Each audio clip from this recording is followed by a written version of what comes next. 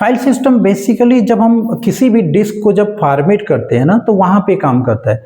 File system की अगर हम बात करें तो ये अगर जो अलग-अलग ऑपरेटिंग सिस्टम उनके अलग-अलग फाइल सिस्टम हो। अगर विंडो की बात करें तो यहाँ पे हमारा होता है फैट जिसको हम बोलते हैं file allocation table, NTFS new technology file system, आरईएफएस।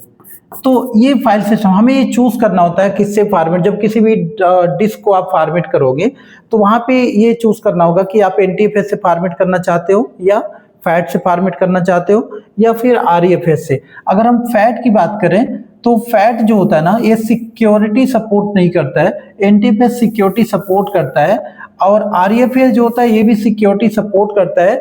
आरईएफएस का एडवांटेज ये होता है कि जब हमारे डिस्क में कोई बैड सेक्टर होते हैं, ठीक है, डैमेज हो रही होती है डिस्क, उस समय हमें चेक डिस्क कमांड रन करना होता है। जब चेक डिस्क कमांड रन करते हैं तो चेक करके बताता है कि कितने बैड सेक्टर्स हैं, क्या क्या प्रॉब्लम है उसमें। और अगर हम बात करें मैनुअली हमें करना पड़ेगा, लेकिन अगर आरईएफएस आपने फॉर्मेट कर रखा है, आरईएफएस में ऑटो चेक होता रहता है, मतलब जब भी सिस्टम रीस्टार्ट होगा ये चेक करता रहेगा, तो हमें मैनुअली चेक करने की जरूरत नहीं होती है।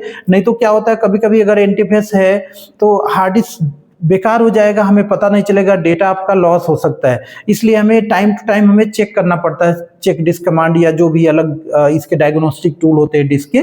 लेकिन अगर आरईएफएस है ना तो यहाँ चेक करने की जरूरत नहीं है, वो ऑटो चेक करता रहता है। तो ये हमारे फाइल सिस्टम होते हैं। फाइल सिस्टम बेसिकली जब हम फॉर्मेट कर रहे होते हैं ना तभी वो ये फाइल सिस्टम ये क्या करता है, हमारे जो ड्राइव होती है उसमें ट्रैक सेक्टर राइट क्रिएट करते हैं।